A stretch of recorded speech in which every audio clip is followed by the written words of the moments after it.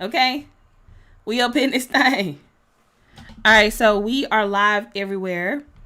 And I need to send out a text message to my people. Y'all know how this goes. If you are not on my text message list, what are you doing? Okay? What are you doing? If you're not on my text message list, what are you doing? Let me know. Okay? So we're about to have a really good time. Let me get this message ready. So while I'm sending this message out, invite your friends, invite people you believe should be here. Okay? And let me make sure I can go to my sent messages. Just let me know in the chat if you can hear me.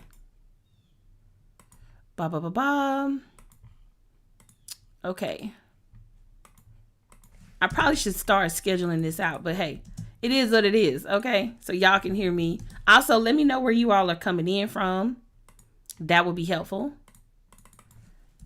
Boom, boom, boom. Here we go. All right, so I'm sending out my text message.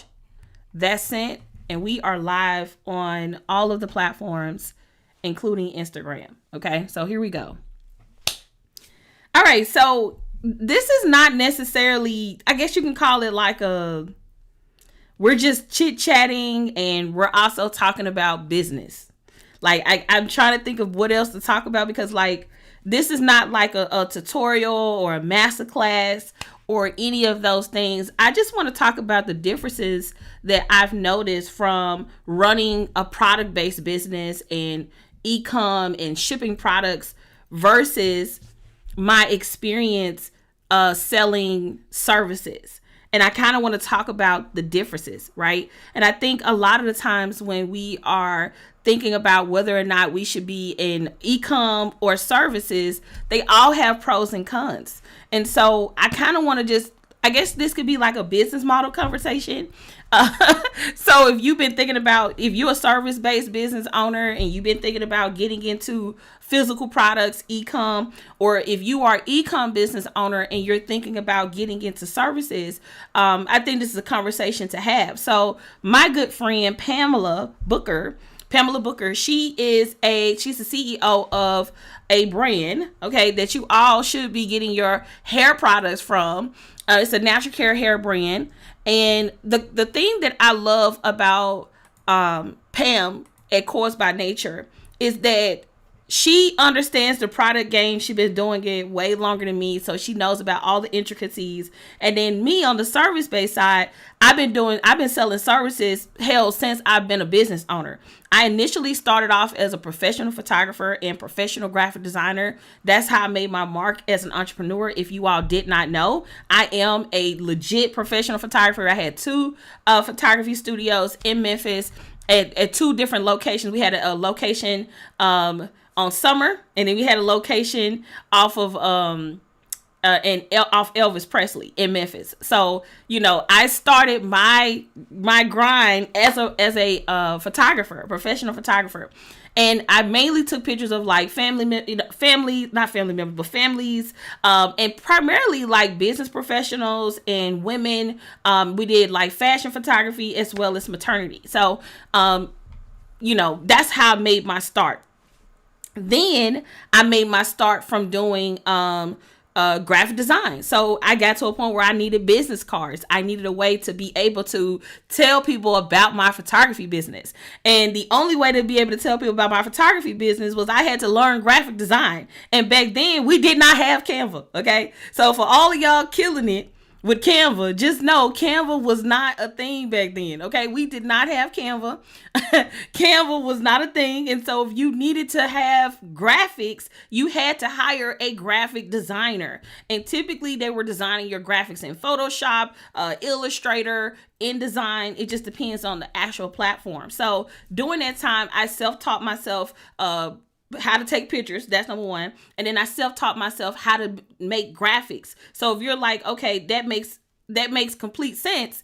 That like, no wonder that's why your visuals are on point. That's why your photography is dope. Like, you get it. Like, so before Instagram, before all of this extra stuff, your girl was in the trenches taking pictures and or making graphics for people. And so we had a creative agency where we did graphic design for people. I had a host of retainer clients. People would come to me for like logo design, all of those different things, right? And so I think it's important to note that when you are building your brand, when you're putting yourself out there, you kind of need to know like the foundation of where people started. And so for me, I come out of the service-based world. Okay, that meant that the only way you made money is if you delivered a service. And so for me, that meant people having to book a photo shoot.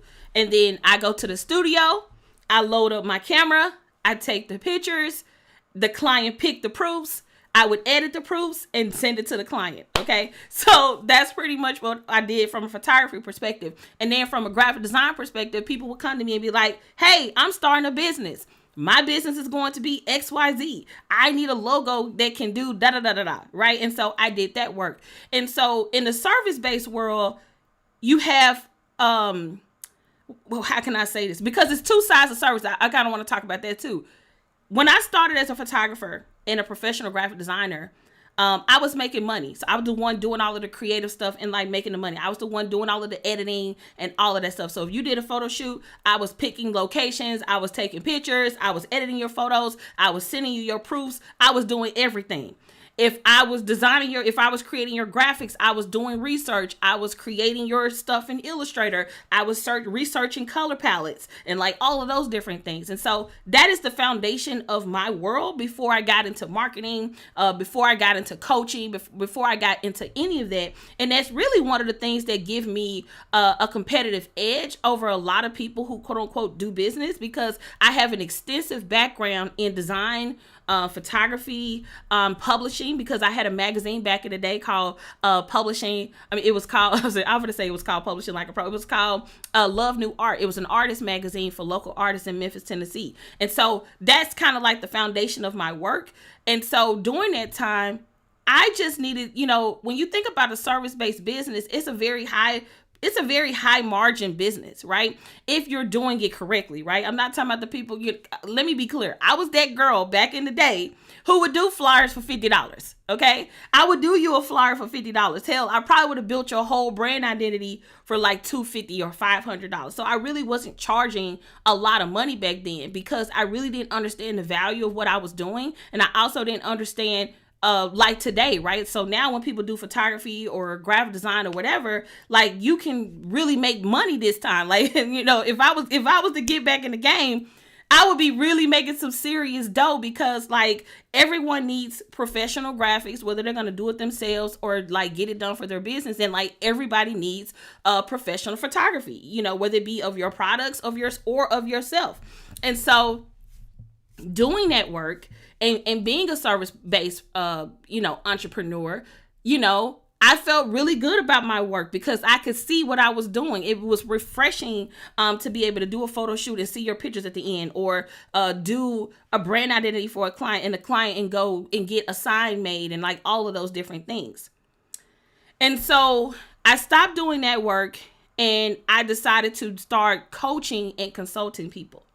And let me tell you, that's why I said this is just me talking. Okay. This is like, if y'all have questions, let me know. Y'all can put that in the chat, but I'm just talking right now. Okay. When I got into coaching and consulting, it is a different ball game. Okay. It is a different ball game.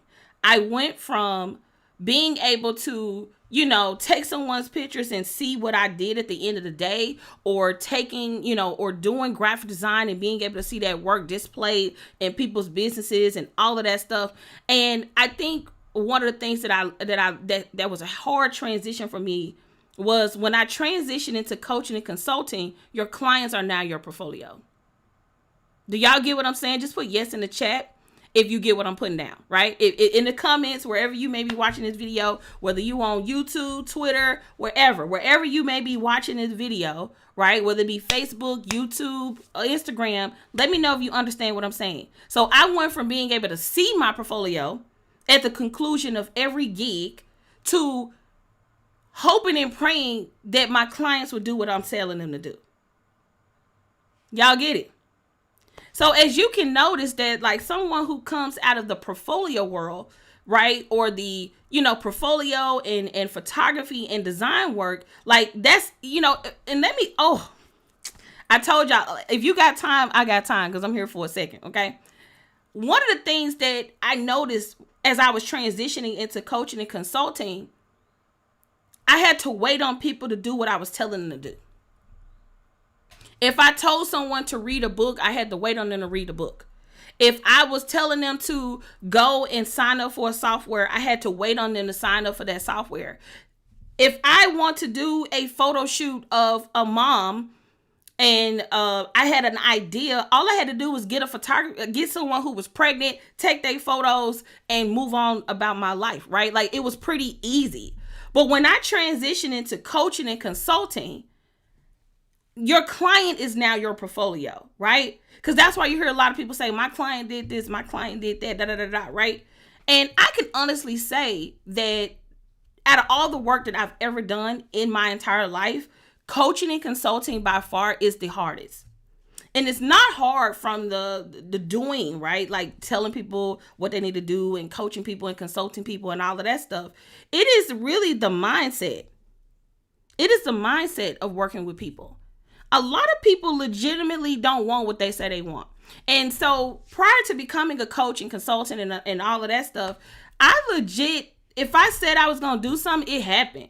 Like, I wasn't one of those people who was like, wrote some shit down and said, oh, I'm going to do it. And then didn't do it. Right. And so these new age people, it's very interesting to me because I don't know about y'all, but like how I grew up, I didn't have nothing. You know what I mean? Like, I legit didn't have jack.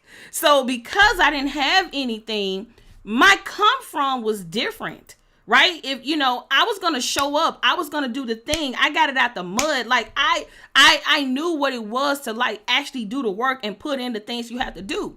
But as a coach and a consultant, I get endless DMs all the time about people saying, oh, I want to start this and I want to do this and I want to, and I want to publish a planner and I want to do a workbook and I want to write a book and I want to start a business and I want to this and I want to that and I want to sell, earrings and I want to, you fill in the blank, right?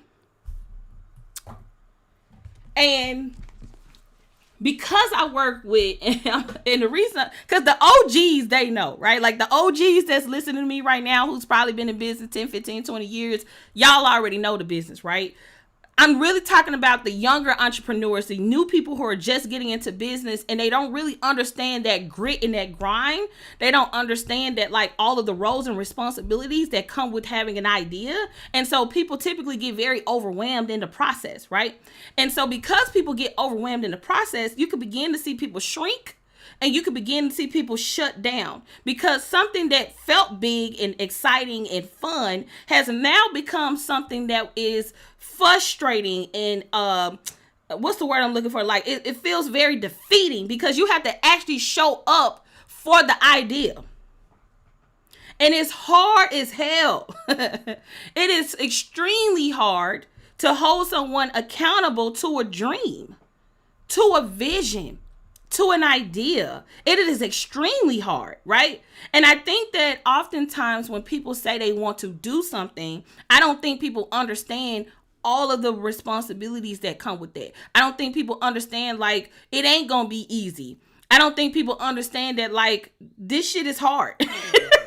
I'm not gonna be that person that tell y'all that this is easy. And this is probably one of the things that irritates me the most with these Instagram gurus.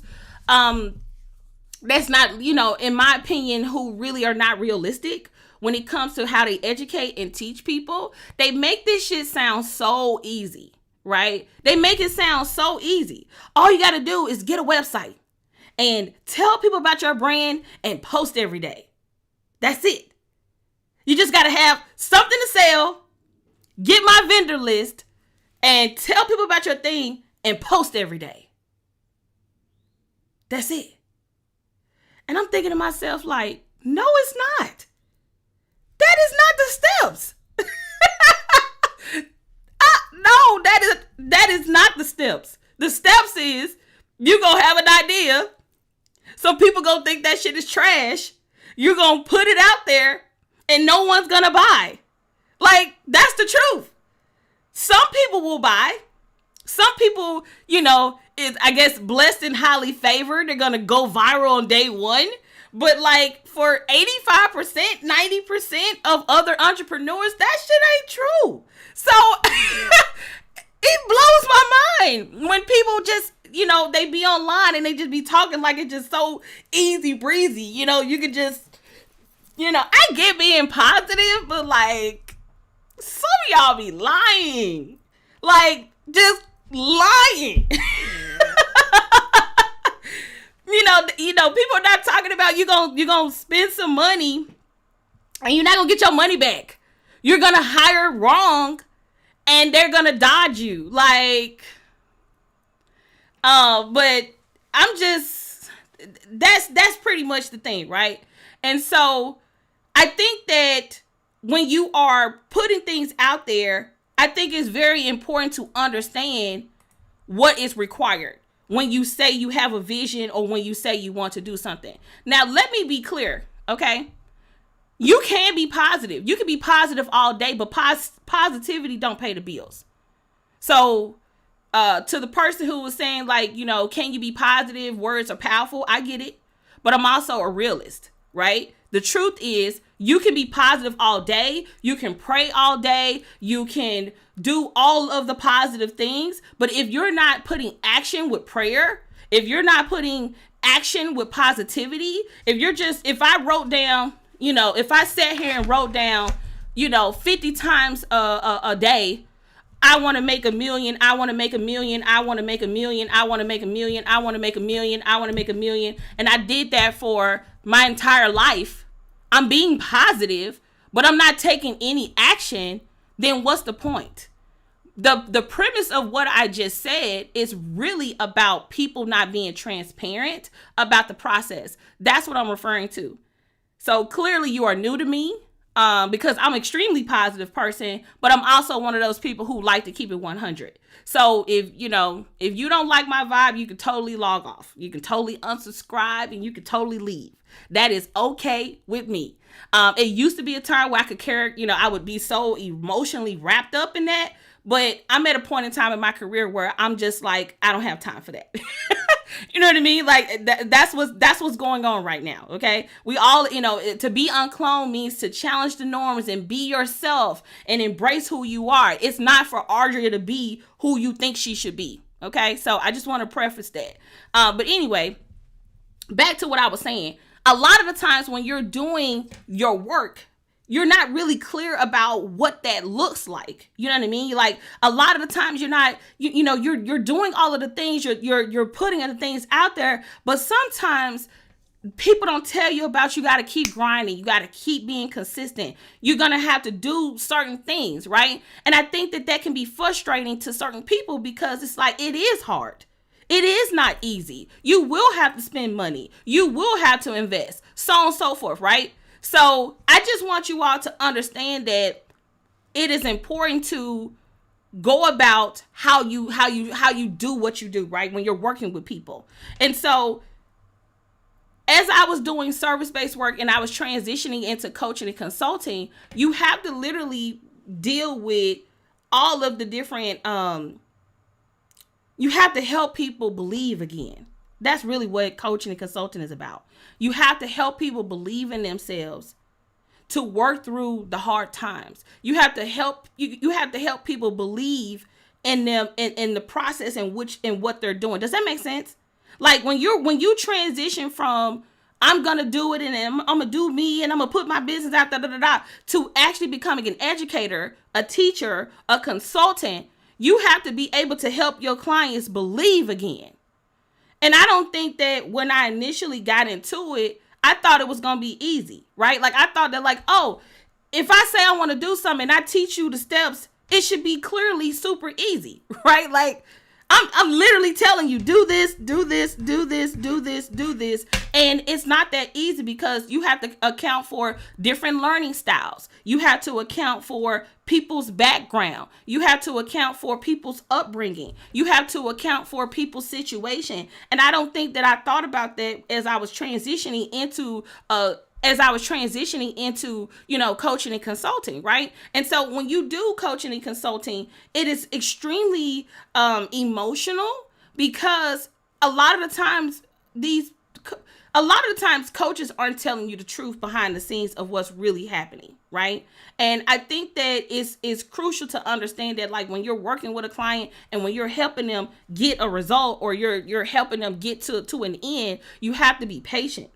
And I was not a patient person when I initially got into consulting and coaching and consulting. I thought that, like, if I'm telling you to do this, what's so hard? You know what I mean? Like, I'm like, I told you to do step 1, 2, 3, and 4. Like, what's so hard? And so I realized that a big part of my work is helping people believe again. A big part of my work is showing people that it's possible. A big part of my work is really showing people that, like, look, I did it before. Let me slow this down. Let me actually help you, right? And so when you do that kind of work, that's super important, right? So I just wanted to mention that because when you're doing, when you come out of a service-based world, when you're the doer, you're doing all of the things, you can see your work at the end. That's totally different than when you become an educator, because your clients and the things that they do is a reflection of how you teach and how you move about, right? And you have to hold space for your clients to be able to get to that level. So just put yes in the chat if that makes sense. Just put yes in the chat if that makes sense, okay? The second thing. So as I'm transitioning from services and supporting people and things like that, I then decided to start, selling physical products. My very first physical product was this thing called a Yes Board. Oh my God. Like, when I think about all of the stuff that I've done and all the things I've done in the past, it blows my mind, the things that like failed and never worked. I've done things that, like, I never made money off of. It was just a good idea. I've done things when I clearly didn't know that we was not making any money. I didn't understand profit margins. It was so many things I did not know. Like, for an example, we used to sell this thing called the Yes Board. I don't know how long y'all been following me, but, like, we used to sell this thing called the Yes Board.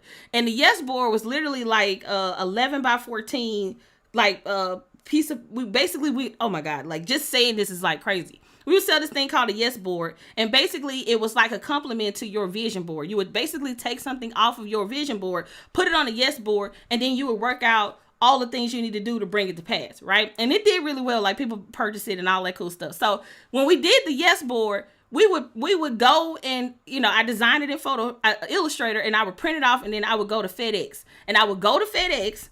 This is why you got to know business, right? Because I think a lot of times when you're selling something, if you don't understand profit margins, how money work and all of that stuff, you can legit not even be making money. And that was the case with the Yes Boards. We was literally spending the same amount it would cost to make it.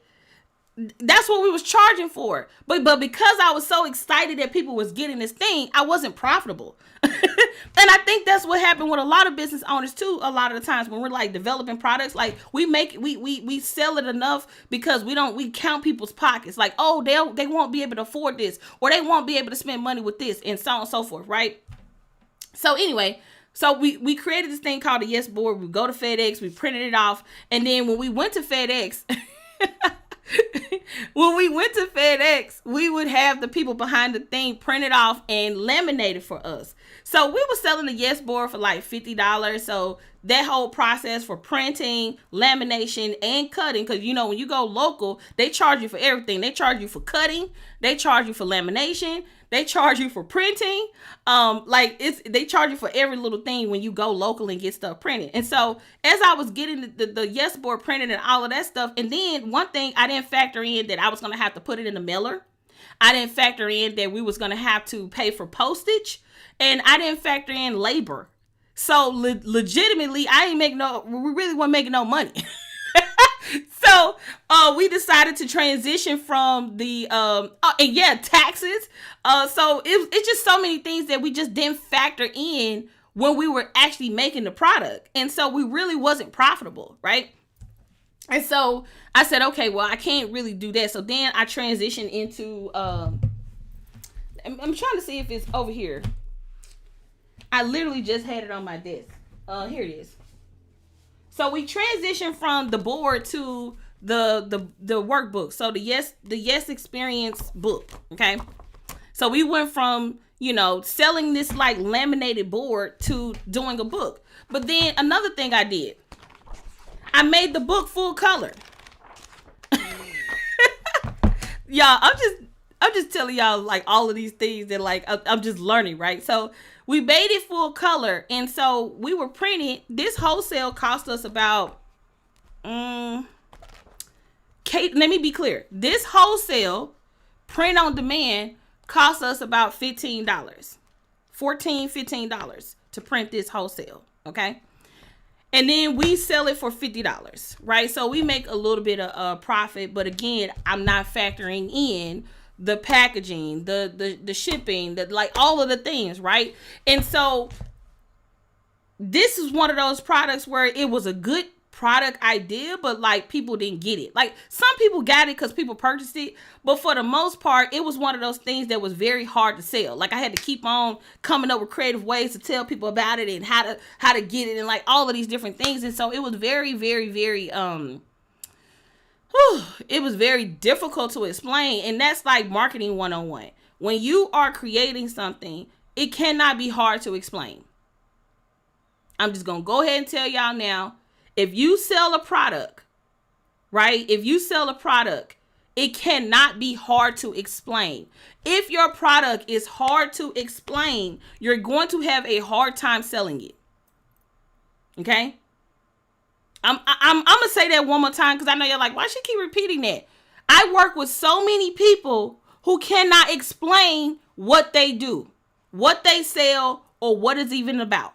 So even though the Yes Experience is a great product, I had to do so many things for people to get it. And sometimes you could be ahead of your time with an idea. Sometimes you could be ahead of your time when you are actually developing a product. So for me, when we developed this product, it was cute in theory, paid for design, did all of the things. But because I could not articulate what it is and what it do, it was very hard to sell. So it was just like, and so that's why you see a lot of people get into the same business because it's easy to sell. Like, oh, okay, this person sells hair. I just need to go off quality and brand, right? Or this person sells graphic design. Okay, who's cold and great and can get me in? Like when we look at a lot of things that we buy from people, they're very easy to explain. And so it's easy to actually make money. Things become harder when you're trying to create something or invent something that the world is not familiar with, because you now had to come up with a creative way to actually sell it and tell people about it, right? And so I think that it's super important to like really think about what you're selling and like, do you know how to communicate and talk about it, right? Because sometimes people just legit don't know they don't know what you do. Right? Like I go to some people's profiles and I'm like, I don't know what you do and I don't know how to get started. I asked people yesterday to tag some product photographers, right?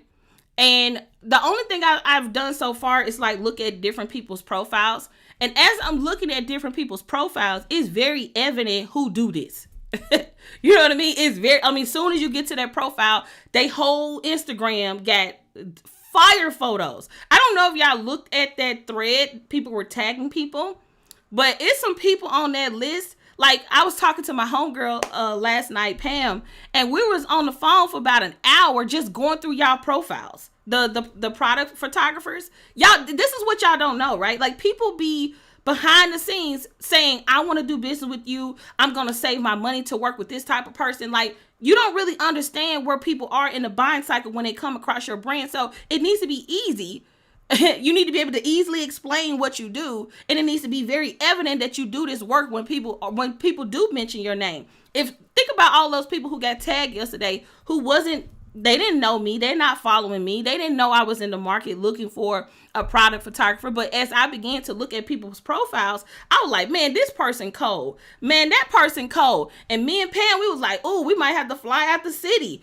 we might need to go to this person, we might need to go to this person, like this person cold. So like, this is what people be doing when they trying to decide on who they want to do business with. Like, oh girl, she just posted a video, she showed behind the scenes on how she did XYZ, or he did this or that, or whatever the case may be. Like, this is what people do when they're trying to make a buying decision. And I think that when we talk about, like, you know, services and e-commerce, you have to be able to demonstrate your services if you're really good at what you do, and you have to be able to demonstrate your product if you sell a product. If you sell a product, you have to be able to talk about it in a way so I can see how to integrate that into my life. And so when people go to your website or they go and check you out, it has to be very evident how to actually do business with you or how to get started with you. So one of the things that I noticed about e-commerce is that you have to market different with e-commerce, right? Marketing for e-commerce is night and day when it comes to services. They do have some level of similarities, but how you market products is different than how you market services. Services, in my opinion, are extremely easy to sell. Like, you know, if you do design, photography, or whatever, you just got to find people who need that. That's it. Like, it's not a very hard thing to do, right? Whether you do credit repair, whether you do, accounting, HR, social media, whatever, right? Your job is to make sure that when I come to your page, I know what you do. I can go to your page, your website, and I know how to get started, and we just exchange money. Like, literally, that's it, right? It's not hard to sell a service, but a product, baby. So I've been on both sides of the equation. I've sold on-demand products, and I've sold products that had to be manufactured. And there's two different distinct things that goes into that. When you're going to manufacture a product, you have to think about sourcing. You have to think about manufacturing. You have to think about having money and being able to spend that money. And thanks to everyone who are purchasing a badge on Instagram, I totally appreciate it. If you're purchasing a badge on Instagram, I totally appreciate it. And then also, I'm just gonna say that. Thank you all for buying a badge. But selling products is different because when you're, like, for instance, I've been up late night every single night talking to my manufacturer in China, right? Like, going back and forth on the proofs. No, I don't want the box to look like that. Can you make the box look like this? Actually, I need my logo to be positioned this way. Well, actually, I sent you this file type. Oh, that file type don't work. Can you send us this file type? Like, y'all, it is totally different.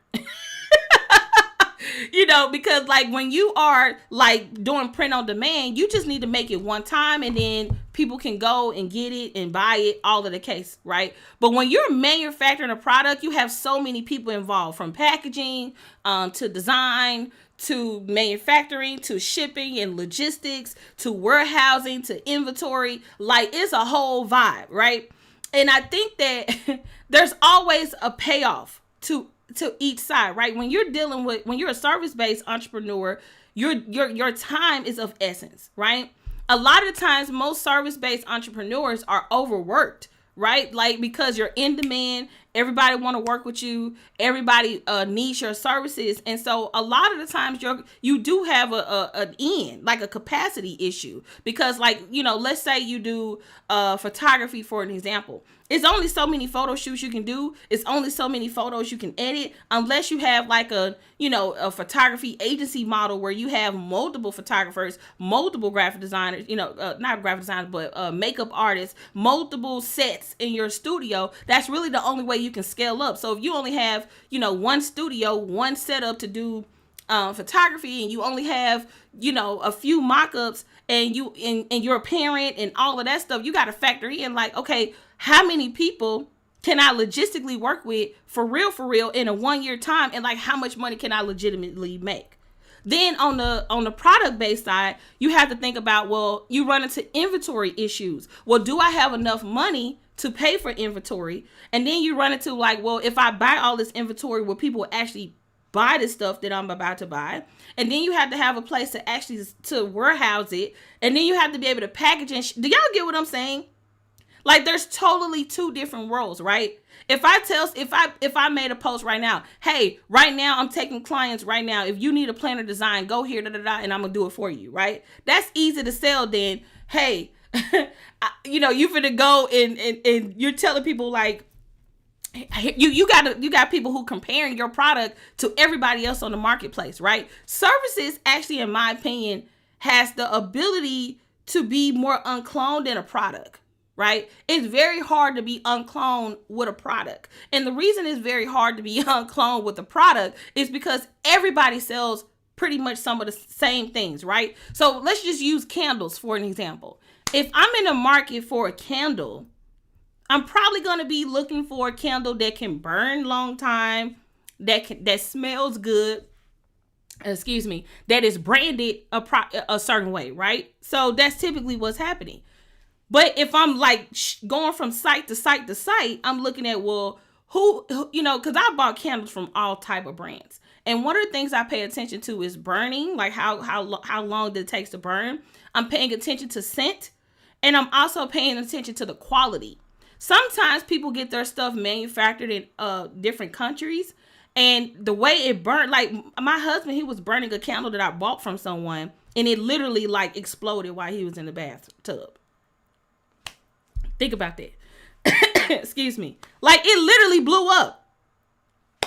That's crazy. Babe, can you bring me some water? I need some water.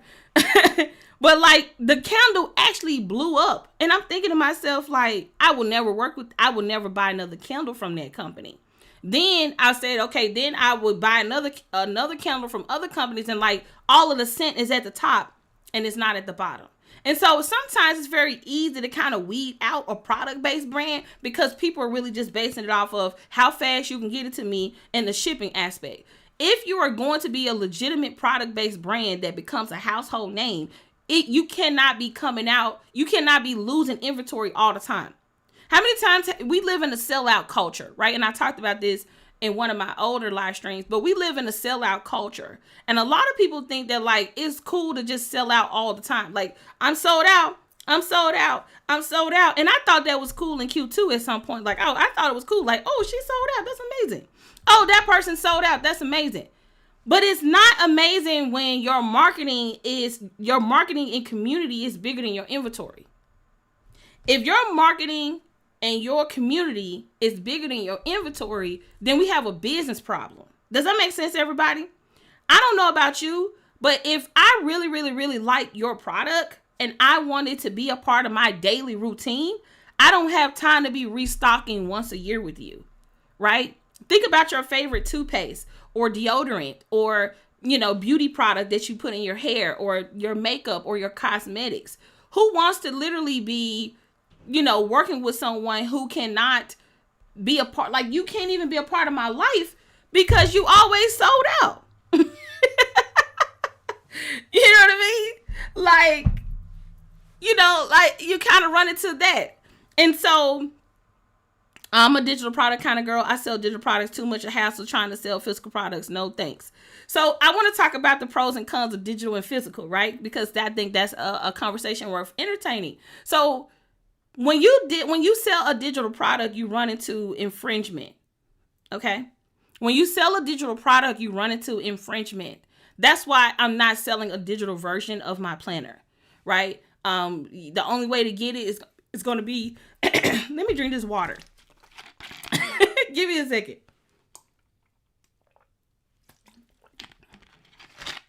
When you sell digital products, you run into infringement. Yes, it's easy money.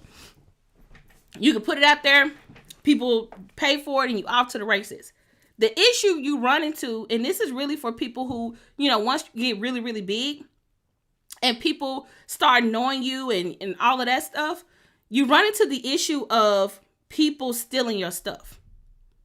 Okay? You literally run into the issue of people stealing your stuff. How do I know? I'm not talking out of fear. I'm talking out of it happening.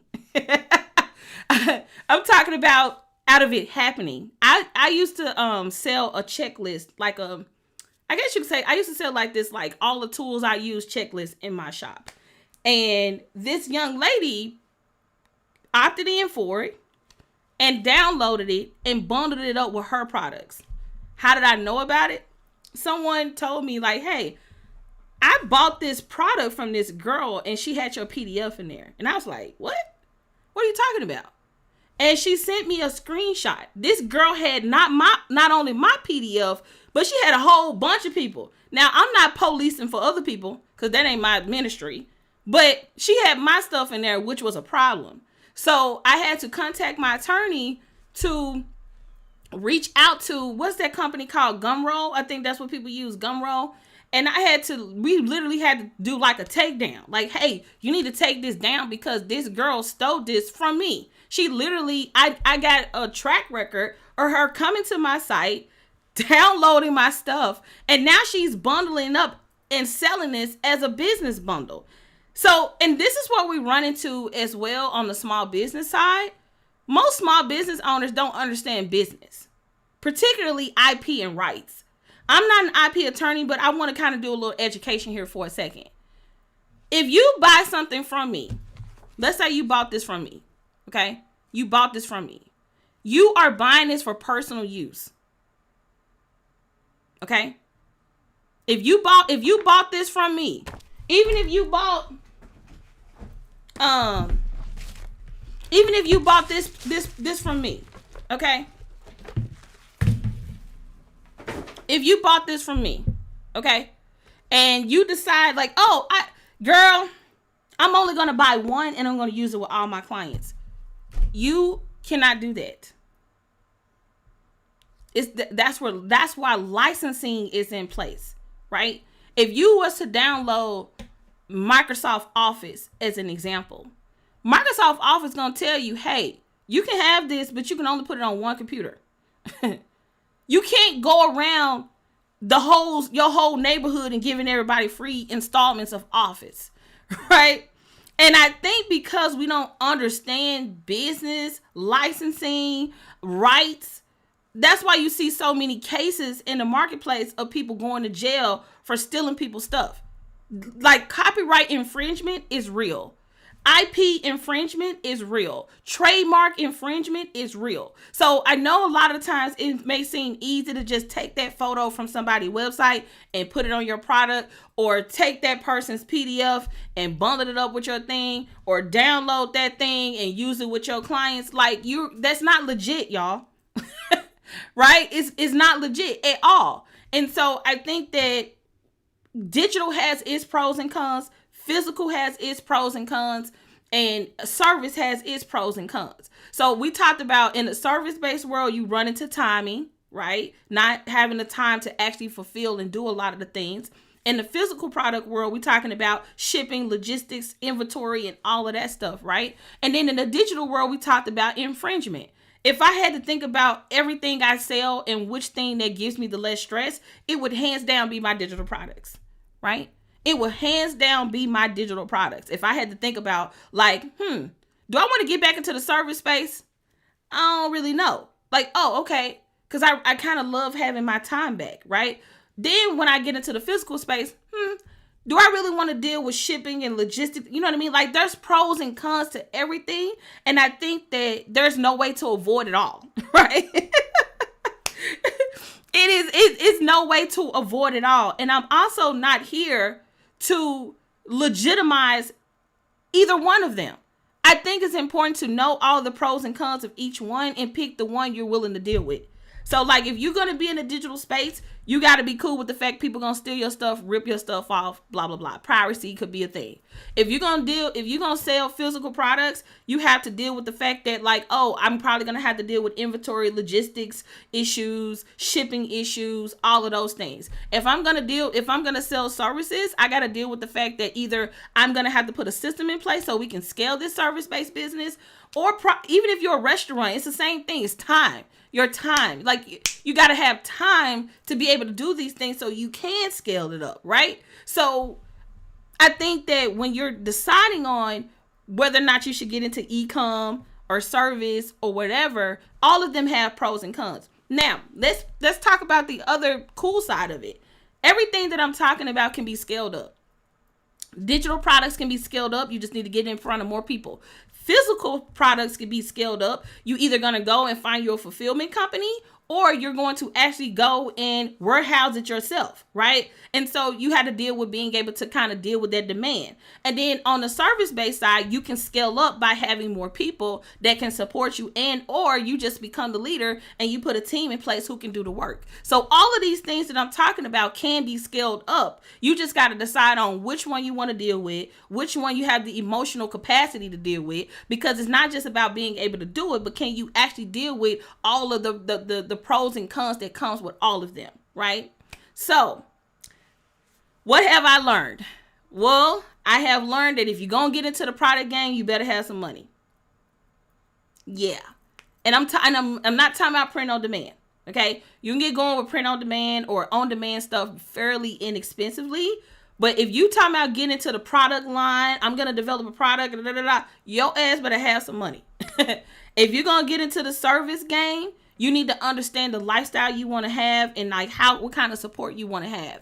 And then if you're going to do the digital thing, the digital product, you just need to be able to just market and tell people about your thing. So I just hope that y'all understand all of that. And so we're going to open it up for Q&A. So if you have a question, let me know. You can put that in the chat and then we go from there. Okay.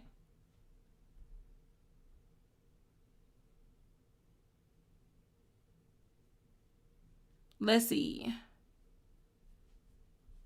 And let me also say this. Oftentimes when you all are saying stuff on social media, I don't know your tone. And sometimes we don't know how to write certain sentences or phrase different things online. So sometimes it can feel like an offense if I'm reading it out loud, right? So when I'm saying something, I don't know if you're being positive or negative because I'm not hearing your tone, nor am I hearing your voice. So if I offended anyone today, I apologize, but I can only go off of how you communicate things. So if you writing stuff all caps with 1,000 exclamation marks, that to me feel like you pissed. Okay, or you salty about something. I don't know, right? Or if you're communicating and saying things and I don't really get the context, I can take it in a certain way. So again, if I said something to offend someone, I apologize, but we are on the internet and I legit don't know your tone and what you're trying to say. So I just wanted to preface that. Let's see. Is the shipping delay due to COVID-19 for the China vendor now is back to normal? So my vendor basically was like, you're going to be good. But of course your vendor going to be like, you good because they want you to spend that money. So I asked a lot of my friends who do business in China and just really trying to understand that. And just ask them like, hey, you know, what's going on? Can you tell me a little bit more about, you know, babe, can you bring me my other cell phone? Never mind. I'm trying to be able to read the questions a lot easier. But like, I asked a lot of my friends and they told me to like tack on another 2 to 3 weeks on whatever I'm trying to get. Okay. So let's see. We have a question here on Facebook. What if you don't have the money for a trademark, LLC, DUNS, etc. to start with? What can be done? So this is what I will say. I legitimately can't tell you to go start a business without those things. Because what if your business pop off? What if you go viral? What if your business, like, you go and you kill it, right? So I operated not legitimate for a while before I understood the importance of having an LLC before I understood the importance of having a trademark. And as an educated business owner now, I cannot, if you would have asked me this question 5-6 years ago, I'd be like, you don't need that. Just get this money. Just get that money. But because I have invested in trademarks and copyrights and all of the things, and I understand the important, the role that it play, I cannot, I cannot advise you to do otherwise. Does that make sense? I think that would have to be a personal choice because, like, you know, for me, this is when I'm so glad you asked that question because I empathize with where you may be right now. You may not be in a predicament to be able to get a trademark and copyright and all of that stuff, but you have to understand the consequences when you don't do those things. So as long as you're okay with the consequences, do you? But I cannot legitimately advise you to like not do it, right? Because for instance, I remember I needed to I was going to be paid this big check. And you can't, most of the times, if you're dealing with a real business, they're not going to make out a big check to an individual.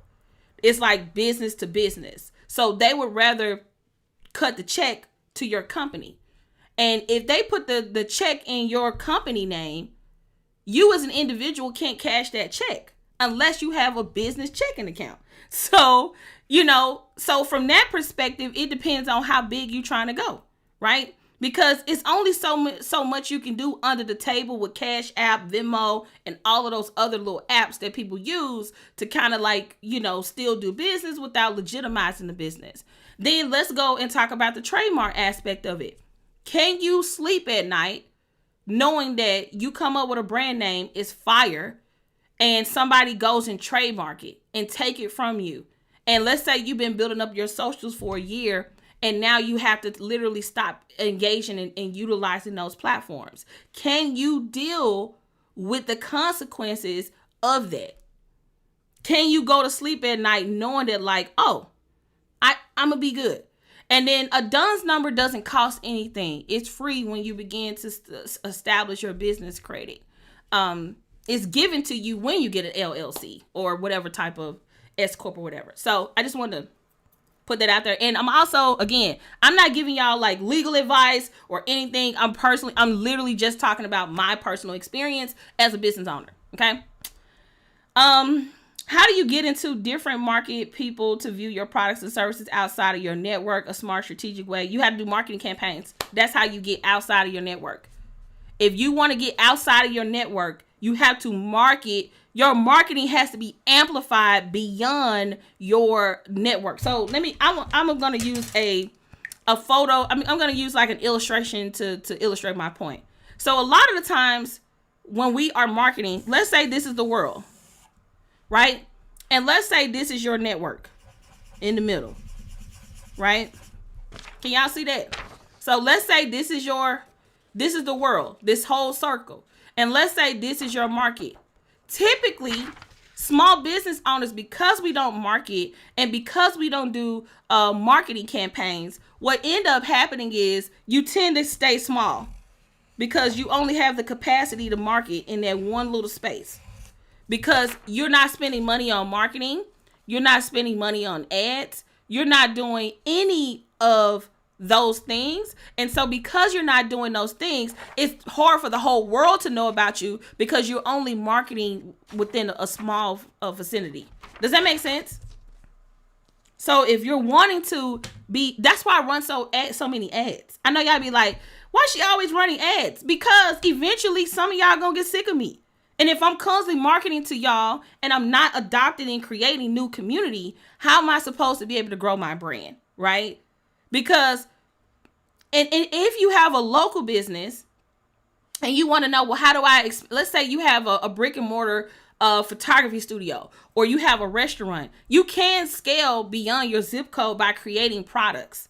Okay, you can scale beyond your zip code by creating products, right? Or doing tours, or, if you are a restaurant, you could do a road show, or you could sell, seasonings and cookbooks and like all of those things. There are ways to expand beyond your zip code if you have like a business that can't move, right? So hopefully that makes sense. And then The next question. Oh yeah, the Build Your Audience Challenge. Okay, you can go to that free via the link in my bio. Okay, I'm answering everybody's question. And then the next question is, also find local resources and grants for those things as well, like mini grants. So this is what I'll say, because I didn't start my business in the grant space. I'm a self-funded business, right? What does that mean? You know, like I own 100% of UnCloned Media. No one else owns UnCloned Media but me, right? And so when you're looking for grants and funding and all of that stuff, they want to be able to see, you know, you got to do applications and show proof of concept and all of that stuff. And then when you start getting investors and they want a piece of your business and all of that stuff, you know, the more people you want to get money from, the more legitimate and more proven your business need to be. So if someone came to me today and said, hey, Audria, I want $50,000 for my business, I need to know, what have you done? What have you put in place? Is your idea validated? Is it viable? Is this a market I want to get into? Like the show that y'all need to like fall in love with is Shark Tank and The Profit. Those are two of my favorite shows. And it blows me that like people don't be having time to watch those shows. Like some people watch these shows if you're a true entrepreneur, but it's a lot of people who be like, I ain't got time to watch The Profit. I ain't got time to watch what's the other one I just said? Shark Tank. Like you can learn some legitimate business skills just by watching that show, because they spending their money. They literally are like, I don't really know. Now, sometimes they're not right. Okay. Like they're not always right, but you're not really watching it for that. You're really watching it to see how businesses communicate and pitch themselves and talk about their business. So it's literally very important to really understand how business work. And so if you want to know how business work, you would love The Profit. And if you want to know how deals are made, how you get funded and all of that stuff, the Shark Tank is a great place to kind of see that in real time. The more you have to explain yourself, then possibly make adjustments. They want to know how they can make their money back and then some. Absolutely. That's exactly what that is. Okay. So let me take some questions over here on Instagram. Are all of your trademarks owned by your LLC or some personally? So all of my trademarks is owned by UnCloned Media, except for, no, UnCloned Life is owned by, so all of them is owned by that. However, when you study the wealth, when you study the wealthy and the rich people, they typically have a different company that owns all of the IP. That's typically separate from the actual business, right? So they might have a company that just holds all of the IP, and then they have a company where they actually do business. So that's more like an advanced strategy. But yeah, hopefully that answered your question. Let's see. Would you launch a new product line 2 weeks before Black Friday? I'm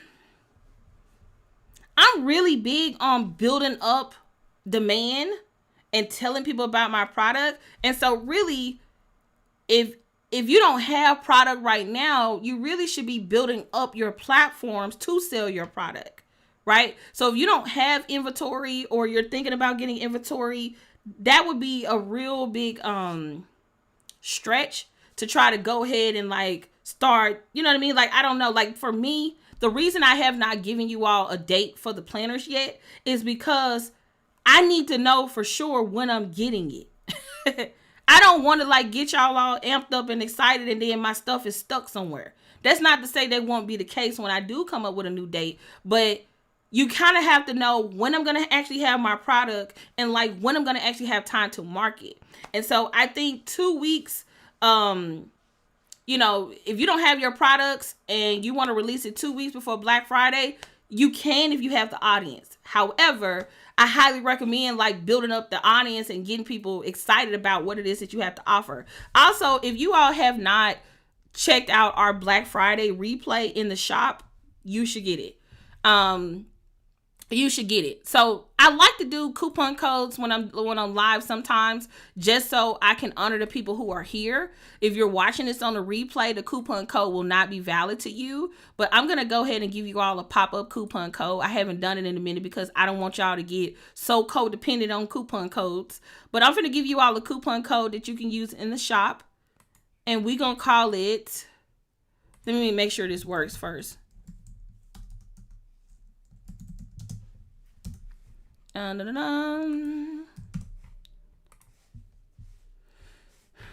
Let's see.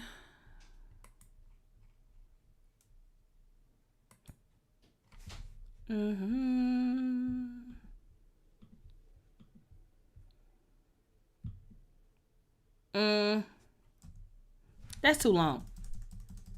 I'm finna make it super easy. This coupon code so janky. Okay, so all right, so you all can save 20% off everything in my shop. This applies to digital and physical by using the coupon code 2022. Okay. Let me say that again. If you all want to get the Black Friday call, our annual planning workshop, anything I sell in my store at audriarichmond.shop, you can save 20% by heading over to audriarichmond.shop and using 2022 at checkout. This coupon code will be disabled when this live stream is over. Okay? This coupon code will be disabled when this live stream is over. So if you watch the replay, please, I'm begging you, don't DM me. This is for the people who are here live in real time. Do not come to me after the live stream saying, can I get that 20% off? It's a no. I'm just telling you right now. So if you want to save 20% off everything in my store, physical and digital, use 2022 at checkout. And this coupon code is valid for the duration of this live stream. Okay?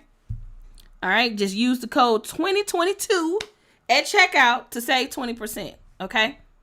All right, so let me get to the next question. The next question, you seem very tech savvy. Does that come with time, or do I need classes and a lot of marketing ads, reels, TikToks? I am very tech savvy because I love tech. Okay. I am very, very, very techie. I'm a techie by heart. So that's why you see so much tech in our company. We embrace tech as an organization. So I love technology, but I definitely can say it has come with time. I've always been, I remember saving up for my computer. A computer sounds so crazy. I remember saving up for my computer and like going to Walmart and like putting it. Y'all remember when Walmart had the layaway? So I put it the computer in the layaway. So I always thought that was like super cool. So I had my very first computer. And so I am that person who like geek out on tech. I love tech. I feel like tech makes life easier, especially for small business owners, if we're cool with adopting technology. So yeah. So to answer your question, I think it has to be, it's not something you can't grow to love or easily, be able to do that, but you kind of have to adopt it, right? Technology is going to get advanced and more advanced and more advanced. And I think the best way to like get going with technology is to use it, to play around with it, to, you know what I mean? So I would definitely say, you would have to learn technology if you really want to have like a competitive edge with it. The way you can learn technology, YouTube. It's tons of YouTube gurus out there that are tech wizards. They will take the product, they will talk about the product, they will tell you how to use it. There are tons of videos on YouTube that talks about how to live stream, how to go live, how to do something on whatever you need to technically know how to do. It's on YouTube. Okay, it is literally on YouTube, and people are probably going to be way more thorough and way more patient than I am. So I highly recommend you go and check out YouTube, because there's, it's crazy the amount of stuff you can learn on YouTube, from product photography to live streaming to whatever, right? So just keep that in mind. Let's see. Would you launch? Okay, I already answered that question. Can I trademark my business without a lawyer? Yeah.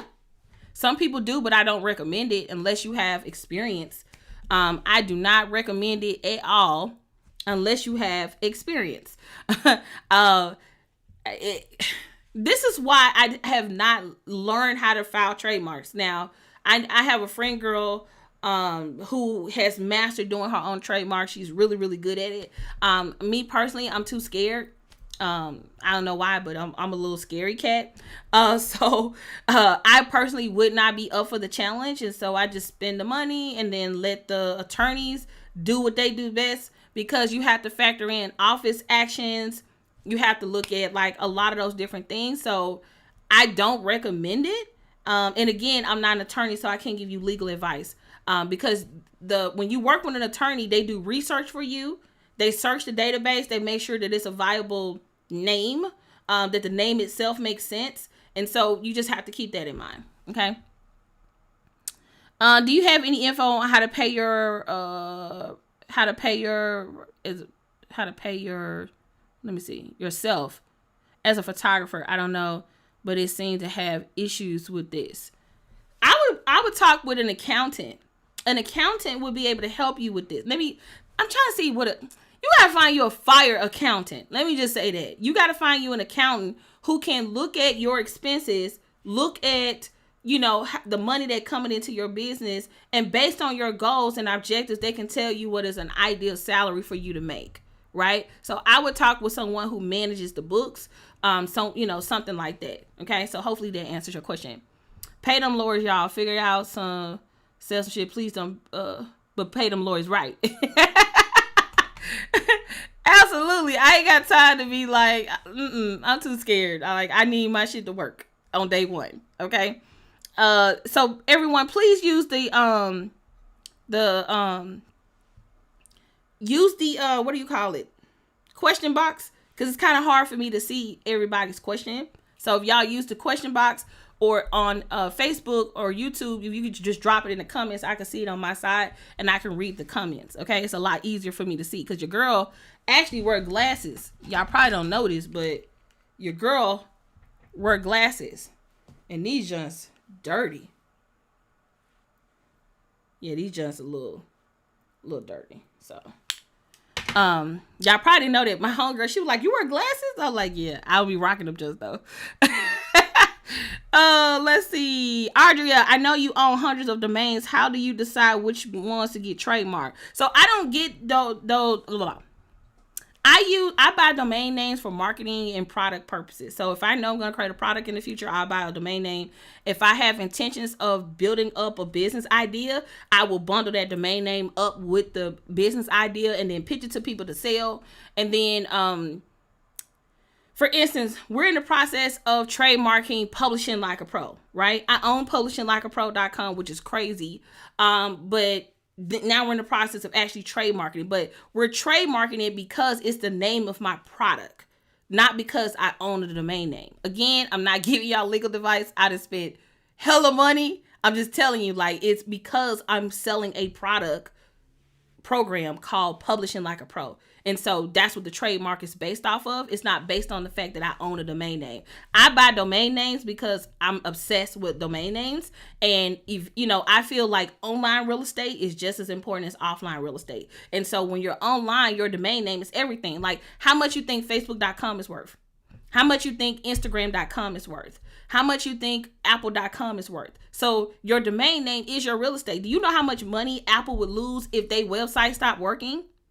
That's how I look at domain names. And also, I like really good domain names because I like for it to be easy for people to remember what I'm trying to sell. So for an example, if I'm telling people like, hey, go and get on my text message list, you can do that by going to itswinningseason.com. That's a lot easier to remember than bit.ly.com/ I don't got time for that. I just buy the domain name, tell you where to go, and it's a lot easier to use it as a marketing tool. So most of the times when I'm buying domain names, they are utilized as marketing tools. Let's see. Would you consider a podcast being a digital product or a service? To me, I look at podcasting as a marketing channel. So unless you're doing podcast services for people, like helping them set up and get their podcast going, then in that case, that would be a service. But I would put podcasting in the category of a marketing channel. Now, some people do treat their podcast as a product or a platform because they can monetize it through sponsorships and things like that. So hopefully that makes sense. Just a reminder, If you all want to utilize the coupon code today before it expires, you get 20% off everything in my store by using the coupon code 2022. This applies to physical and digital products. Okay, just use 2022 at checkout, and you can save 20% off anything in my shop. Okay, let's see. Are your lives recorded or replayed? So I'm live right now. Now, y'all remember I did that fire live stream the other day? It did not save. It saved, but the audio wasn't there. So Instagram been acting a little janky. So I don't know why the audio didn't save. So, y'all can stay here and get the content. I wouldn't be banking on a replay. However, I am still live on YouTube and all those other platforms. So if this one dies, I'll still have the recording. Okay. Let's see. I need a class on how to properly do advertise and run ads on Facebook and Instagram. Do you have one of those master classes? No, I do not. There are other people who teach classes on Facebook ads and stuff like that. Again, you can go to YouTube and find someone who's doing, I would just type in Facebook ad strategy 2021 and just look for someone who can show you how to do it. Or you can look for other people who have like courses and stuff. And then you can just ask for some references in the chat here to see if someone here know anyone. Okay. Are you still doing some design work like logos? I am not doing design anymore. I have been out the design game for a minute. Yeah, I've been at the design game for a minute. Like, whoo, that's a good one. When was the last time I did some design work? The last person I did some design work for is my husband. That was it. After that, he was the last person. And even him, when he come to me and be like, hey, babe, can you design this? I'll be like, go to Fiverr. Go to, go and find a graphic designer. Go hire someone. Like, even though I love my husband to pieces, when I say I don't want to do something, I legit don't want to do it. So even my husband has to go find someone. Okay. So I'm out of the game, but I still understand how it works. I still help my clients develop their stuff, but like me doing it as a service, no. What you say? But don't sound like that. Shut up.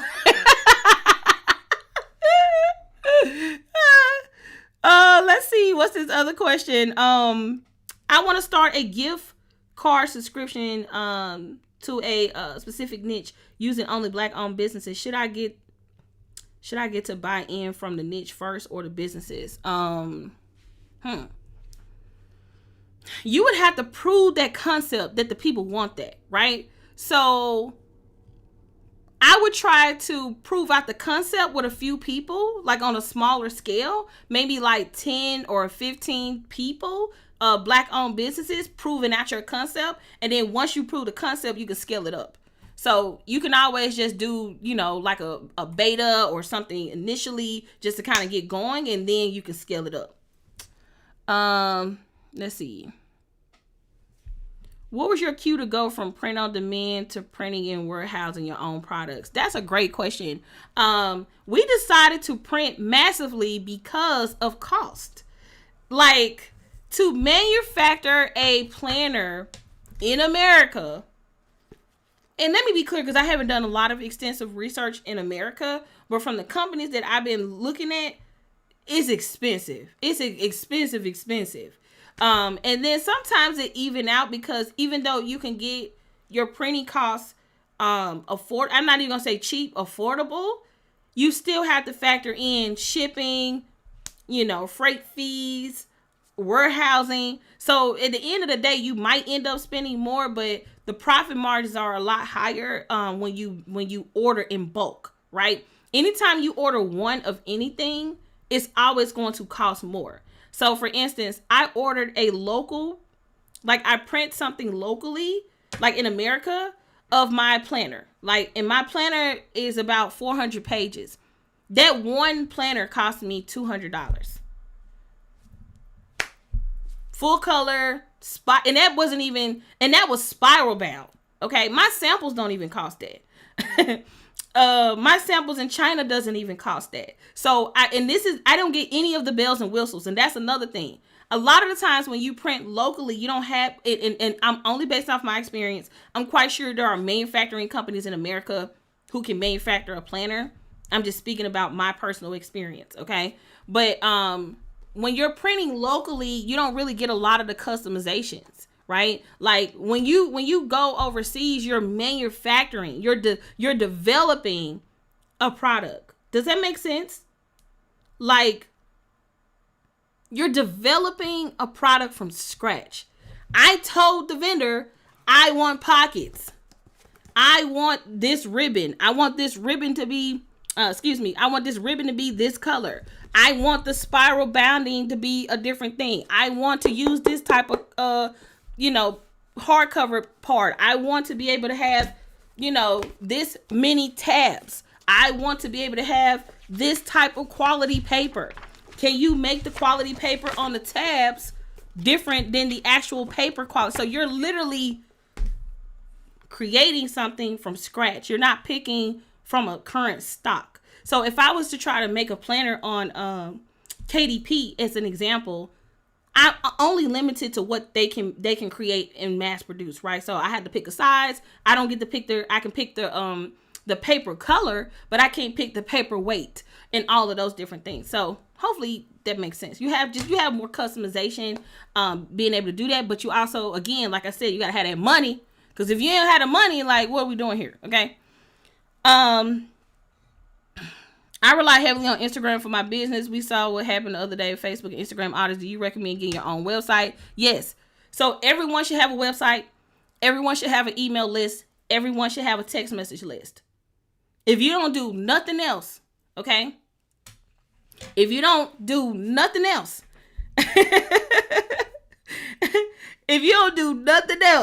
get your website, an email list, and a text message list. That should be what you be growing. And you need to change your call to action from follow me to get on my email list.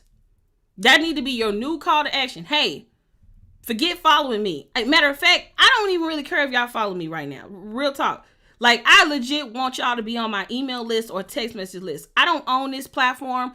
If you like me, go to itswinningseason.com, join the text message list, or you can click the link in my bio and get on my email list. But I don't own these platforms at all. So if it shut down again, the only way for me to communicate with you all is communicating with the people who gave me their phone number, or communicate with the people who gave me their email. And I can also communicate with everyone who's ever bought a physical product from me because I have their address. So your job as a small business owner is to get the data, whether that be name, phone number, email. You want to get as much data as humanly possible, so you can be able to grow your business. Okay.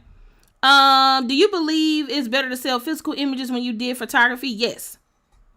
People still want physical pictures. If I was still doing photography, I would still be selling physical pictures. Why? Because your clients are looking at you as an expert of printing and taking pictures. So there's so many new printing options. So like, you can help people create canvases. I have this huge canvases in my office. It's ginormous, right? And my picture is on there, right? So I think it's really, really cool to be able to give your client the ability to put their pictures on different things. So for instance, if I was still doing photography, I would have options for, hey, I can put your picture on a water bottle. I can put your picture, babe, can you give me that scarf on the counter in the kitchen? It's a little package that have the little scarf in it, the purple one. But your job is to be able to show your clients all the way you can put pictures. Are you skipping our questions because you're not using the question mark link? I am using the question mark link.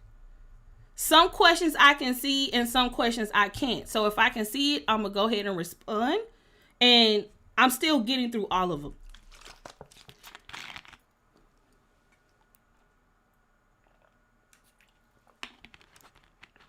I said numerous times, use the question box. And I also said, I can't really see the question.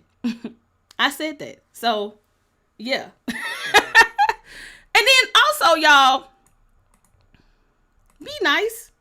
I'm doing this for free. Oh, you talking to people in the feed. Okay, I told y'all, I don't know. I'm like, I'm doing this for free. Why y'all being so mean to me? I was like, why y'all being so mean to me?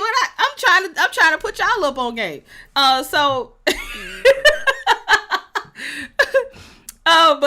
Anyway, what was I saying? Oh, so I would figure out how to put show your clients all the way you can put pictures on different things. Like, hey, I can put your picture on a sweatshirt, or I can put your picture on a thing, or like, those are all the ways you can make more money, right? And so I am a firm believer of still print photography, right? I really wish we could get back to printing. I only have one physical wedding photo of me and my husband in our bedroom. I would have loved for my photographer to extend printing to me, because I probably would have spent more money, right? Because we live in an age where it's kind of like dump and go, right? All right, dump and go, like literally. And so when people are taking pictures, they kind of want to be like, all right, I'm gonna take your pictures, I'm gonna give you a few of them, and then be off to the races. Like, there's not really a lot of photographers who are doing traditional photography where you can get a copy of your photos. So I think that a lot of people assume that, like, oh, people taking pictures on their phone, or people printing from home, clearly they don't want prints. And that's not the case. People still want prints. And this is not something, you don't have to keep inventory. You can just extend that to the client as a service. Okay. And that's a way for you to make more money, right? So if you can take, a $500, $600, $1,000 photo shoot, and then flip it into a $5,000 photo shoot because you're adding prints. And we already know when you print stuff and there's high profit margins, you'll be out here killing it. So just be open to the idea of like how you can expand that to your client. Where can I find these types of vendors? So we have a program called Publishing Like a Pro. And so I highly recommend that if you want to publish anything, whether it be a card deck, planner, workbook, whatever, join Publishing Like a Pro. We actually just got the new workbooks in. I just got a notification that it was delivered. I wish I could show it to you all. But Publishing Like a Pro is a program that we have where we take you through how to publish like a pro, like legitimately. Like that's what we are about. Like showing you how to show up and make that money. So we share all of our vendors. We share resources. We give you get a physical workbook and all of that stuff in the mail. So like it's a full blown experience. Now, it's not cheap, right? I believe it's fairly priced for the money you're going to make, right? I have made multiple six figures selling printed products. So just FYI, is very profitable, but you also have to be able to invest and understand the game, because you don't want to because trust me, there's a lot of people who have had bad publishing experience, and then they DM me and be like, hey, what should I do? Well, I told y'all to join Publishing Like a Pro. Literally, it's over 20 hours of me giving you the game. This is how you need to look at your product for this. This is what you need to be thinking about. This is how you upsell. This is how you make more money. This is how you do da. Like, I'm literally giving you the game. So you all can head over to publishinglikeapro.com if you all want to learn more about that program. Also, we have financing options now. So if you like, hey, Audria, Publishing Like a Pro, I need a longer extended payment plan, we now have a new financing partner. So if you want to give it a spin with your credit and like see if you can get approved for financing, you could totally DM us, and we'll extend that link to you, and you can apply and see what you get approved for. And then whatever you get approved for, you can just go ahead and get into the course. So if you like the payment plan options, I need more time than what you have, then make sure you DM us and we can give you our financing option. Let's see. Can you use your planners even if you're not launching or continuous excitement? So the product that I created is for launching. So I would not even buy my product if you don't plan on launching. Okay. And I hope that makes sense. So I'm making a planner for, what you sell, and I'm making a planner for how to sell it. Does that make sense? So UnCloned offers in that course is all about showing you how to create what to sell. And then UnCloned Launch is about how to launch. How do I put my product out there and like how do I make money? So that's what that's about. Okay. So hopefully I answered that question. So let's see. My next question is do you do your own PR or do you hire a publicist? Woo! I feel triggered. Let me drink some water. We gonna talk about that. Give me 1 second. Can you bring me that opportunity hour planner in the backpack in the bedroom bag? So let's talk about it. So do Audria have a publicist? You know, what is my thoughts on publicity? Okay. Number one, I feel like everyone should become their own publicist. That's my own personal opinion. I feel like I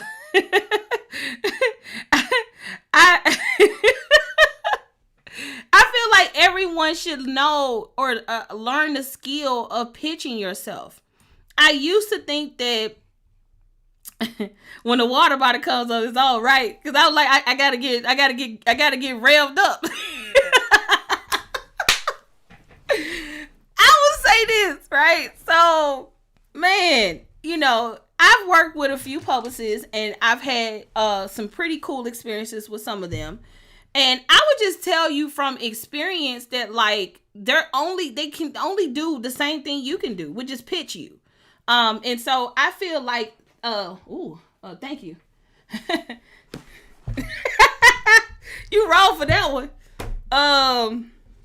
Okay. So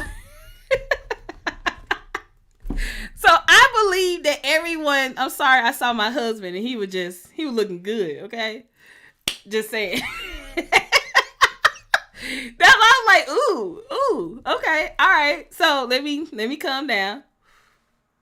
All right, so we have a training called Opportunity Hour, okay? And it's a process that I came up with out of my frustration of working with publicists, right?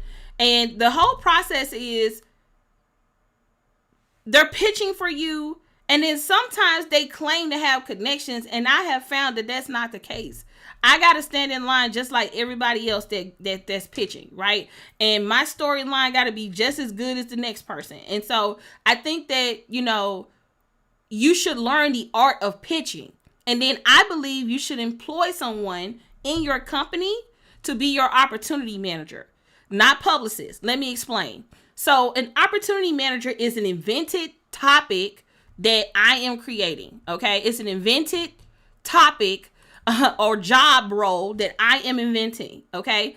And basically the opportunity hour manager is someone who goes out and scout opportunity for your company. Does that make sense? There's five categories in which you should be pitching your business. The first category is, matter of fact, I can just look at this. All right. So there's 5 categories that everyone should be pitching themselves for. The first category is media. Okay, that's just what publicists normally do. They get you on the news, they get you in magazines, they do the things, right? And then the next category is speaking and appearances. So I'm going to get you to be able to speak at this company, and I'm going to get you to speak at that company, and so on and so forth, right? Or this conference or this event, right? So speaking and appearances. The next category is community and activism, okay? The next one is community and activism. This is one that I'm going to like start amplifying next year. So like this is like your community programs. I'm going to create an entrepreneurial program. I'm going to go and support XYZ organizations, so on and so forth, right? Like our company is going to give company A, XYZ or whatever, right? Like that's your community and activism work, the things you believe in. The next category is collaboration, partnership, and sponsorship, okay? Collaboration, partnership, and sponsorship. And then the last category is business opportunities. Business opportunities is probably the hardest on this entire list. when people hire a publicist, it's mainly like, oh, I want to get on this podcast, or I want to get in this magazine, or I want to get featured on this blog, or I want to go, I need you to pitch me to speak at this event. A lot of the times, most publicists, sometimes they don't understand business. And so because they don't understand business, they kind of only know how to get you in the press and the media. They don't know how to be able to say, oh, you sell this product, you need to link up with this person and do a co-branded activation, right? I have yet to find someone who's strategic like that, who can literally look at my brand and be like, ooh, we should do a co-branded thing with such and such. Oh, there's an event coming up. You need to be able to integrate. We need to be able to integrate as a company and go and do X. Or, hey, we should do an exhibitor booth at the inside of this conference, even though no exhibitor booths will be there. Does that make sense? Or we should be able to partner with brand X. Let's pitch them that we can do X for them. So that's what falls under business opportunities. And so when I talk about like you hiring an opportunity manager, this is something that we are trademarking, just FYI, because I want y'all out here like telling people this y'all framework. This is something I invented. So you do opportunity hour, which is where you dedicate 1 hour every day in your business to find opportunities. And basically we have a whole training on it in my shop, AudriaRichmond.shop. Y'all can use it to get that 20% off. But anywho, using the code 2022, again, that coupon code will expire when this live stream expires. So if you want to save 20%, use the coupon code 2022 at checkout at AudriaRichmond.shop. But the whole premise of this concept is you would spend 1 hour a day identifying opportunities in these 5 categories. That's what opportunity hour is about. Does that make sense? Just put yes in the chat. So when we talk about should you hire a publicist, I think that you should hire a opportunity manager. Who is that person in your company that is looking for opportunities for you? Thank you for buying a badge. I appreciate it. So for everyone who's purchasing a badge, I appreciate it. Thank you so much. I keep forgetting the badge thing on. I haven't asked y'all to buy badges or nothing. It's there. So if y'all want to do it, there we have it. Okay. So if you, this is what I have done for almost 20 years, the benefits of someone working for your business. Yes, because like you need a dedicated person who's not working in your business per se to like this person's job is to figure out all the ways to put you on. They're your biggest cheerleader. They're like, man, your company need to be here. Y'all need to be doing this. Y'all need to be doing that. Like, you know what I mean? Like, you need someone in your company. That's their only job is to identify opportunities for you. Oftentimes, this is put on the small business, the CEO. The CEO is typically the one top down who's thinking about big ideas. Right? Like, oh, we should be doing this or we should be doing that. Let me hire a team to do these things that's in my head as a CEO. I feel like you should have someone in your organization who is creative, who's innovative, and who is your biggest advocate and your biggest cheerleader who can identify opportunities for your company on demand. That's my own personal, thing, right? That's what I truly believe. So we have a training where we talk about opportunity hour and like how to actually do that. And then we go over the entire pitching process so you can teach your internal team how to pitch. So hopefully that makes sense. I must be going a long time because what's this? Damn, I've been going an hour and 30 minutes. Y'all wasn't going to say nothing, was you? Y'all wasn't going to say nothing, right? Y'all just going to sit here and let me go for 4 more hours. I'm like, why am I so... I need to drink some water. I'm like, I'm getting, my throat getting dry. I'm like, what's going on? It's because I've been here for 90 minutes. I got to get through the questions. Y'all just go sit here and let me work myself. Okay. All right. So let me see what else we got here. The next question is,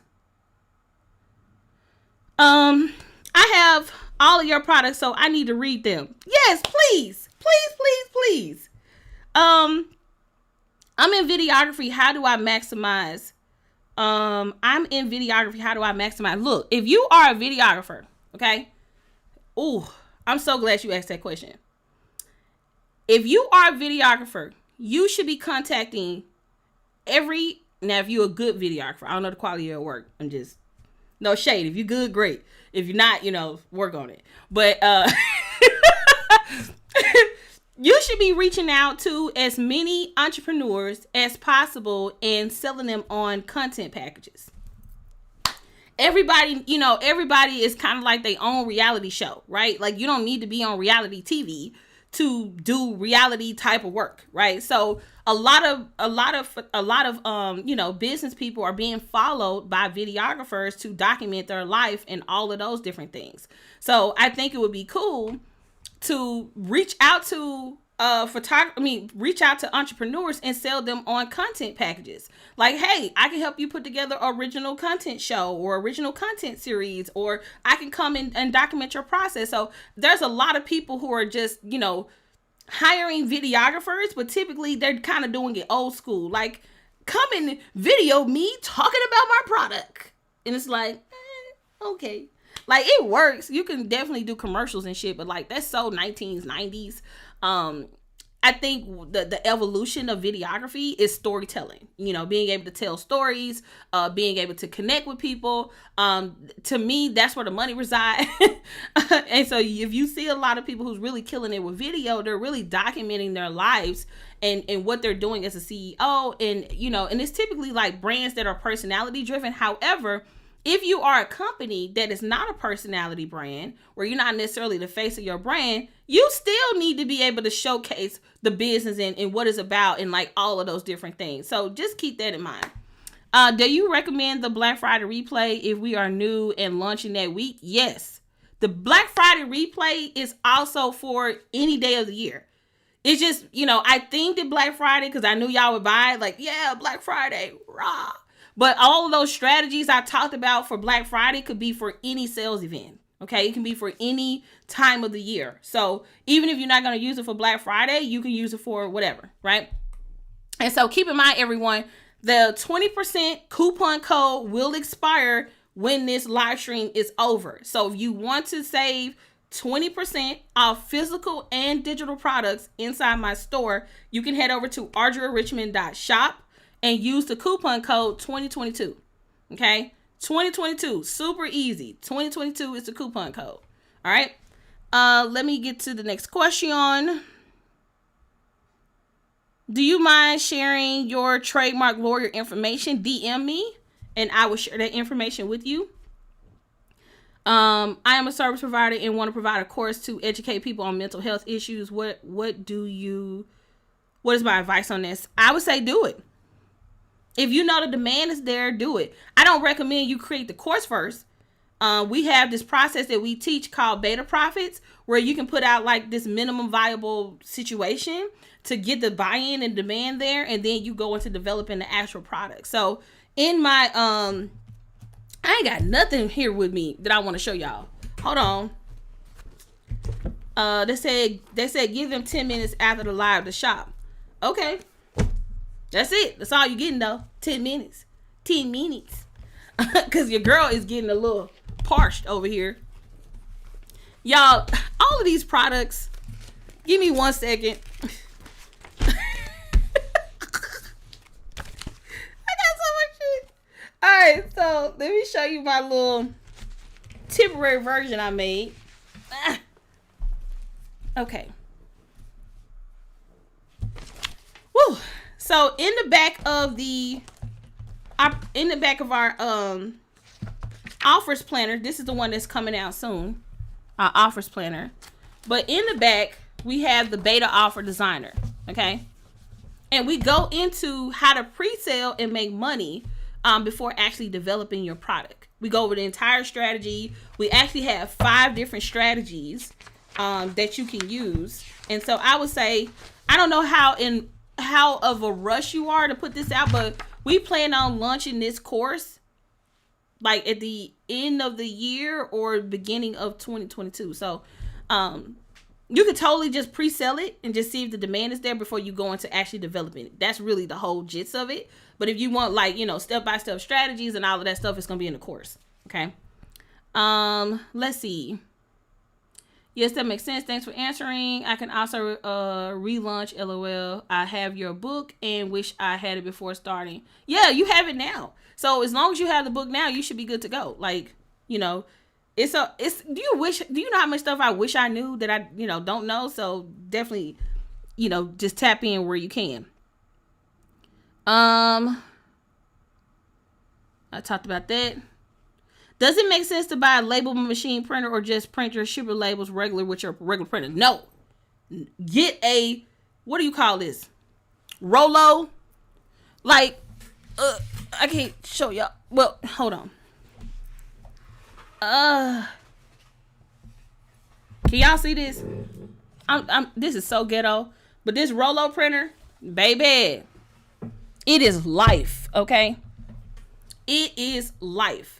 I would get the Rolo printer. I had the Dymo. But it used to get jammed. So I would definitely get the Rolo label printing machine. And then my homegirl, Pamela Booker, she has a bigger one. I was like, all right, when we get the planners, we probably gonna have to get the Big Daddy. But for now, the Rolo works perfectly. So I highly recommend you get that. So like right now, I'm about to print some labels right now. I'm finna show you how fast, while I'm talking to y'all right now, I'm making my printing labels. I'm about to print this off. So I'm gonna show you how fast it is. It's so freaking cool. Okay. So we have that. I have to pick all of the shipping options. Hold on one second. Which one people get? All right. I'm literally preparing my shipping labels right now while we are on this live stream. Boom. Review and buy. Buy my shipping labels, and now I'm about to print. Watch how fast this happens, okay? I'm going to print. I can't show y'all people address, obviously, right? Print this bad boy out. Boom. Oh, look at that. Oh, look at that. Look at that. Look at that. Look at that. So there you have it. Like, all my labels are done. So just saying, it's fun.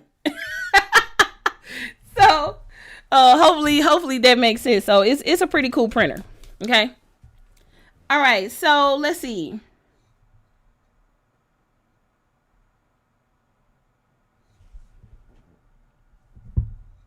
Okay, I answered all of these questions. Which title sounds better to you to kickstart your fitness challenge or fall in love with fitness challenge? Those are too long, so I would try to think of the name of my challenge. Not necessarily. You can have domain names that are like for instance, I own howtolaunchaplanner.com. Like, I own that. So because I own howtolaunchaplanner.com, that's easy for people to remember and like go there, right? So when you're buying domain names, they can either give people like what they're going to learn, or it can be the name of your actual product. So I would look into that. Okay. So there you have it. That is it, y'all. I've been here for 90 minutes. Okay. 90 minutes. Hey, Abu, what's up? Abu has an amazing program that's going to teach you about getting them ads popping. Okay. So if you like, I don't know how much money to spend and I don't know how to set up my ads, he has a bomb accelerator. So make sure y'all check him out. What's up, Abu? Let's see. Yeah, that's it, y'all. So the coupon code is about to expire. Okay. The coupon code is about to expire. I'm going to give y'all 5 minutes.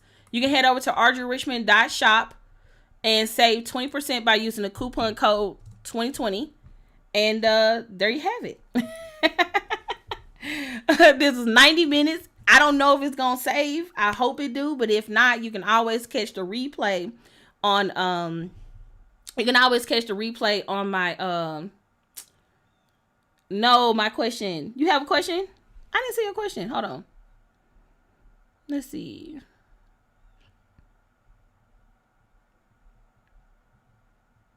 Dun, dun, dun. Oh, you must put in the question box.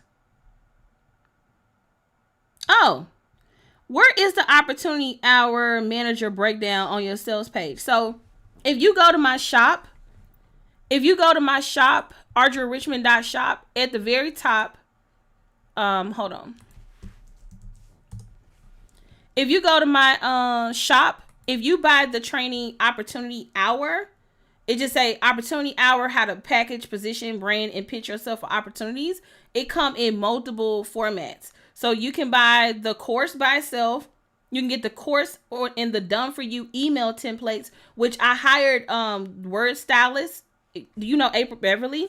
So I hired her team to pre-write me some email pitch templates. And then if you read the product description, we have like 12 different types of pitches that's in that email bundle. So that done for you email bundle, if you like, I don't know how to, what kind of pitch to write or whatever, we got some really dope pitches in there. We have an introduction pitch. Just like, say for instance, I want to be cool with you, right? And I send you an introduction. We have an introduction pitch. We got a corporate introduction pitch. We have a business idea pitch, a speaking event pitch, a collaboration pitch, a podcast pitch, an influencer partnership pitch, a licensing pitch, a college curriculum pitch, a PR news story pitch. We have a bulk purchase pitch and a sponsorship pitch. So yeah. It is there. So you can head over to AudriaRichmond.shop. It's in opportunity hour. One of the things I'm going to do, I'm actually going to email every person who purchased opportunity hour, this newer training, not the old version, but if you purchase this newer version, I'm going to send out the job description that we paid our copywriting agency to use. So we'll send that job description out to you, and you can be able to start hiring your opportunity hour person, right? So we also have a planner that's coming out next year that is a companion to that course. Just FYI. Hold on.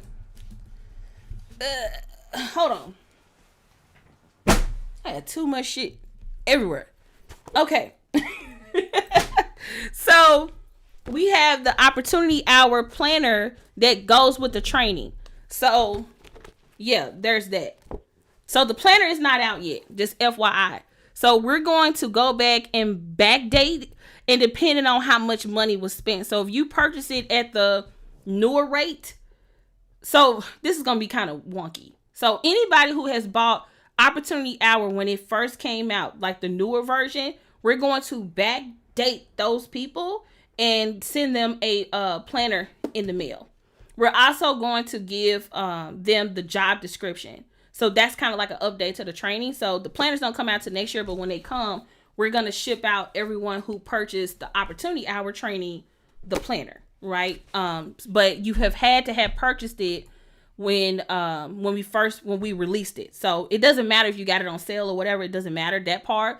But we want to honor the people who bought the newest version of Opportunity Hour, the one that comes with the training and all that stuff. So if you bought Opportunity Hour, how to position, package, brand, and pitch yourself an opportunity. So for all the people who purchased that one, we're going to be sending out the Opportunity Manager job description as well as a planner in the mail when it releases. Just FYI, because I'm actually going to rebundle that product when the planners come, and then like the planner and the job description, all that stuff is going to be an update to the price. So if you get in now, you're pretty much getting a steal. But you can use coupon code 2022 at checkout to save 20%. You can head over to AudriaRichmond.shop. You know, get in there, buy a book, do whatever you need to do, and we'll chat. Also, get on my text message list. Make sure y'all on my text message list. I gotta go because my voice getting dry and all parched. I gotta go. So hopefully y'all enjoyed yourself. This was a really cool live stream, and I'll talk with y'all soon.